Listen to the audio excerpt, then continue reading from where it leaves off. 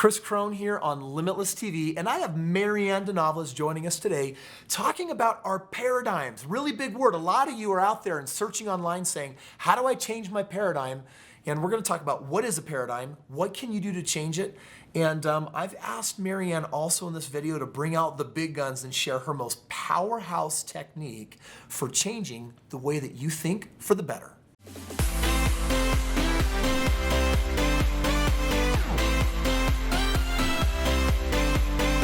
Paradigm is such a big word, right? Marianne, what is a paradigm? Paradigm is your way of thinking. It's your framework. It's a blueprint, if you will, for where all of the experiences, the thoughts, everything in your world, how it fits in your life. Yeah, and it consists essentially of all of your beliefs. Your beliefs essentially make up your perception. And so ultimately, if you want to change your paradigm, you have to understand that your view of the world right now, you've got all of this information coming in, but you've already defined a filter of what gets to come in and what you're going to interpret.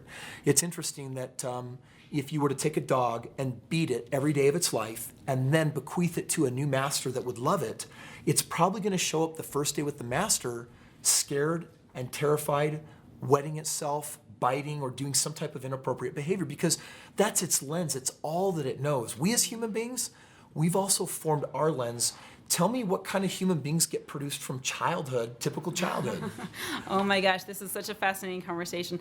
In childhood, it's said that you hear the word no how many times? 60,000 times by the age of 16. By the age of 16, it's 60,000 times we hear no. How many times would you hear as a child, don't touch that?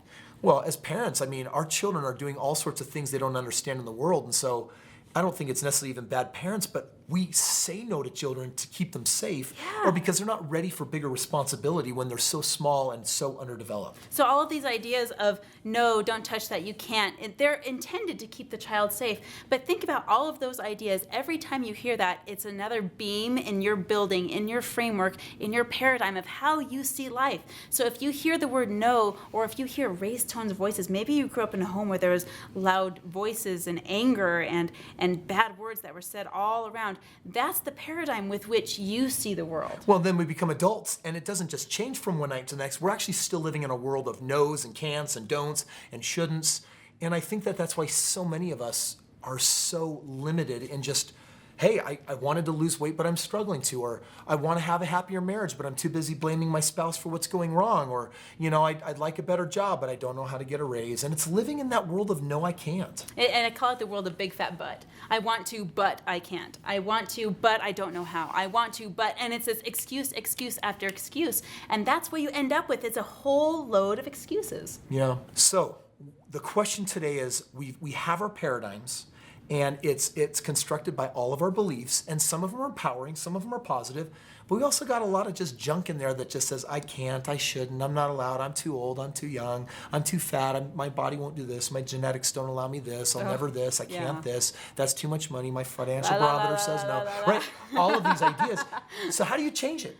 Okay, first you got to identify it. You've got to identify that your thoughts are actually what is creating all of this. And you see, that's where people get mixed up. But they say, look at all of this evidence. It must be true. So pause. You're telling me that everyone watching the video right now could actually have this pause moment and say, you're telling me that my current perception and the things that aren't working with me are optional and that they don't have to be there? Absolutely. If it had to be there, then guess who would be experiencing it?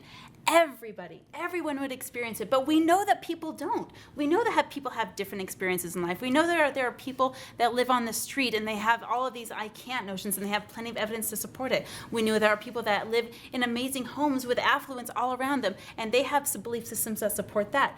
Instead of looking outside in, we need to start inside and work out. Awesome. Now, Marianne, I know that you've got a system that you love that is transformational. It works every single time. What is it? Lightning breakthrough. Lightning breakthrough. Lightning as in like fast? Lightning as in fast. Lightning as in now. Lightning as in I'm going to pause time for a moment and shift things around so they work better for me. Pause. Isn't change hard? Oh gosh, only if you say so. Okay, so you're saying it's also just a belief? Absolutely. Okay, so by the way, for you, change is what then? Change is easy. It's fast. It's fun. I love upgrading. All right, so you might have to actually believe that what Marianne is sharing is true if you want it to work. So maybe have a little bit of faith and be like, all right, sounds weird. I'm not aware of evidence I've collected in the past that change is easy, but hey, you know what? For the sake of Limitless TV and what I'm learning today for a few minutes, yeah, I'll hold space. That change is easy and even fun. Let's do it. Let's play on the playground. Okay, so what is the number one thing in your world that needs to change? What is the belief that needs to shift? What was the result that you wanted that you didn't get? Let's give them the steps. So the first step of belief breakthrough is what? Question it. The first step is, what is the number one limiting belief coming up for me right now? Okay, so I want to change my paradigm, and all I got to do is I got it. Now, how do I listen for the answer? Like, break it down even more simple for me. I love this. This is the step of grounding. So many times our heads are so busy, especially if you're living in the United States in this day and age. You've got so many messages coming at you from all directions. It's time to just stop. So we're not just even searching in our mind for what we know, because that can only give us what we've gotten. So I'm gonna have you take me through this. So I'm just gonna sit here. I'm gonna ground. I'm gonna take a deep breath in. This is important. Everyone watching on TV, do this right now. Stop what you're doing. In fact, pause this video. You can hit play in a moment. Take a deep breath, close your eyes, and ground. Empty your thought of everything that's going on in your mind. Okay. Now ask this question. What is the number one belief getting in my way? The number one belief getting in my way is I can't effectively do business from overseas because I'm about to leave to Africa, and I've got a lot of important projects, right? And I think the belief that's come up is it's easier to do my projects if I'm on site than if I'm off site. And you probably got a lot of evidence to support that. Well, it's all I've been looking for my whole life. Yeah, and you have to support that because your brain thinks it's right. And yet the weird thing is if I grew up on a yacht that was traveling the world, or if I was an Army brat and my parents were constantly I might actually have created space for the fact that, I can be mobile and hyper effective rather than landlocked and ineffective. All right. So we have to ask, is that belief serving you? No, it's not, because I'm going to be gone in Africa for a couple of weeks and I want to have the time of my life, but I want to stay plugged into some of the important business decisions, and I actually want to produce good results during that time. And I've heard you tell me so many times that some of your best memories come from travel, and you travel overseas several times a year,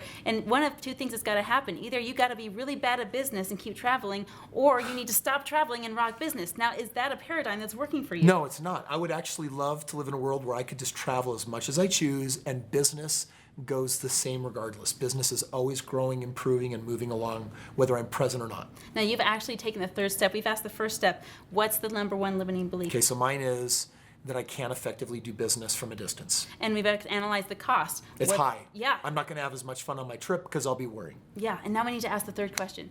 What will serve me better? Okay. And you just explained all of it. You just gave me all the answers. I want to rock my business. I want to travel. I want to have fun. Okay, I did and do it, yes. all this. You already did it. See, our brain is already functioning to do this, to create what we want. So instead of believing that I am less effective at a distance, I want to believe instead that my business grows regardless of my location.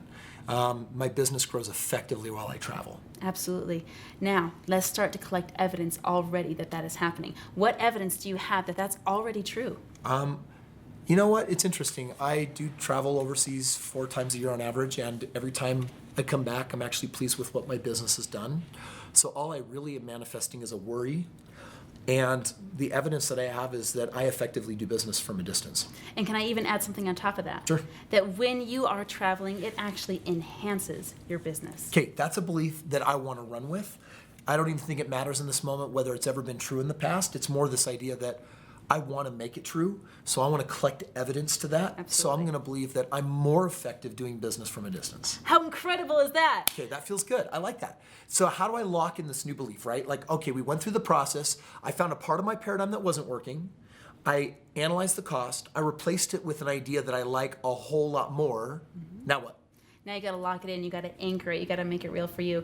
Now we're going to attach emotion to it. Emotion is what anchors a thought. Okay. And whenever we have a limiting belief, it's because this thought combined with emotion, it got planted, it made a seed. Now we're going to attach emotion to it. Now, how does it feel to be excited about traveling overseas, to be excited that your business is not only doing well, but expanding because you're traveling? So I'm seeing myself on my trip. I'm seeing myself having a blast, hanging out with friends, enjoying this travel, getting my emails, having time set aside for doing them, and I'm easily handing projects off, checking in on projects, reviewing certain things, and it's actually a fun way for me to travel. It's fun to see projects moving forward that require minimal time from me. I'm enjoying weighing in on the conversations, pushing things along, being aware of what's happening. and empowering my employees to be an effective team while I'm away to make really good decisions.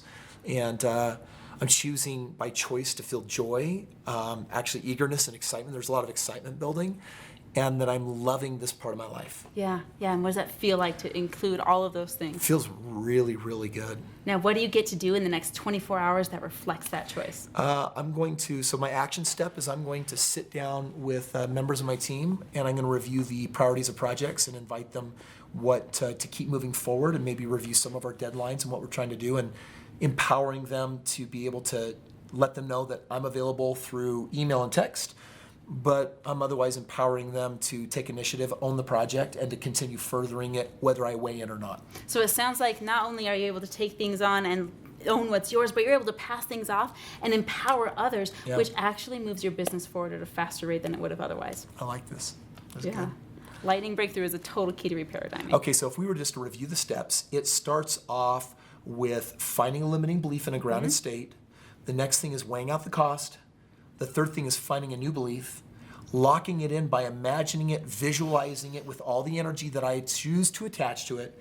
And then number 5 is an action step of, all right, what do I get to do different now to help set my new choice in motion? Absolutely. Oh, that's awesome. I love this. Okay, changing paradigm, super fun, super fast, super easy. That's a belief, and it works for me, it serves me. Marianne, final nugget when people are thinking, can I really change that fast? Is it really possible to review over time the beliefs and thoughts that aren't serving me and replace them with something good, something that fulfills, something that brightens my life? Absolutely. I'll share with you one thing that my friend Felicia taught me, and it was this. I choose to change because it's easy, and I made the choice in the first place so I can make another one. That's the power of choice. I get to change that quickly. We talked earlier about our bodies evolve and they change and they replace old cells with new cells automatically. We don't need to tell it how to do it. So that's how easy change is for me, because it's already built in my DNA. Wow. Marianne, thank you so much. Belief breakthrough is the key and secret to altering your mindset and your paradigm to create the life and the world of your dreams. Thank you, Marianne. Thanks. Marianne, what we did today on Belief Breakthrough, I'm positive has got to feel foreign for a lot of people, because it's not what we were taught in school, Oh, no. in our homes, in college, and yet this is some of the most powerful mentoring I've experienced and that I've been able to deliver with people I know. Same, absolutely true for you. Oh, totally.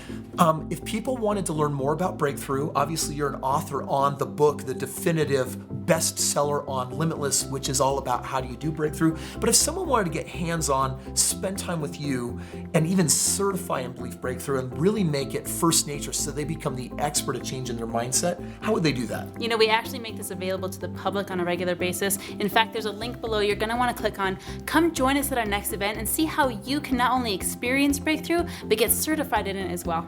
Awesome. Come join us at one of our 3-day Limitless Breakthrough events. Learn about our certification processes, which can be as little as free to many of our people, because we're super passionate about changing the world and we want to invite you to be a part of it. Hands down, if I could go back to my very beginnings, hop out of my time machine and tell my younger self the ultimate fast shortcut to getting where I want to go, it would be Belief Breakthrough. Totally agree. Totally agree. Friends, subscribe and we'll see you soon.